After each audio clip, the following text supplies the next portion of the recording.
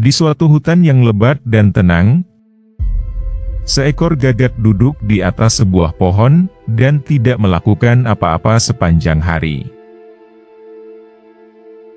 Gagak tersebut telah menjadikan pohon itu sebagai tempat favoritnya untuk bersantai, dan hari-harinya dihabiskan dengan mengamati kegiatan makhluk-makhluk hutan. Pada suatu hari yang cerah, seekor kelinci kecil melintas dan melihat gagak yang sedang bertengger di atas. Kelinci yang penasaran mendekati gagak dan bertanya, "Bisakah saya juga duduk seperti kamu dan tidak melakukan apa-apa sepanjang hari?"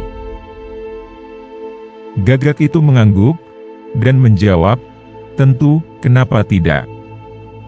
Maka, kelinci itu duduk di tanah di bawah pohon, menikmati hangatnya sinar matahari yang menyaring melalui dedaunan. Kedua makhluk itu, gagak di atas dan kelinci di bawah, duduk dalam keheningan damai, hanya menikmati ketenangan hutan. Namun, ketenangan itu tidak berlangsung lama.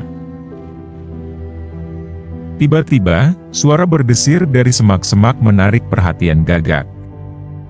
Seekor rubah yang licik, tertarik oleh gerakan, muncul dari bayang-bayang. Gagak, yang sadar akan bahaya yang mengintai, berteriak keras, mencoba memperingatkan kelinci. Namun sayangnya, si kelinci yang tidak menyadari ancaman itu tetap duduk. Rubah yang gesit dan cerdik dengan cepat melompat ke arah kelinci sebelum kelinci bisa bereaksi.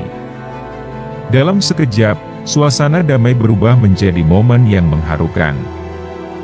Gagak, sekarang penuh kegelisahan dan penyesalan, hanya bisa menonton ketika rubah membawa kelinci menjauh ke dalam belantara hutan. Kisah ini menjadi pengingat bahwa, untuk bersantai dan tidak melakukan apa-apa dalam hidup, kamu harus duduk di tempat yang tinggi.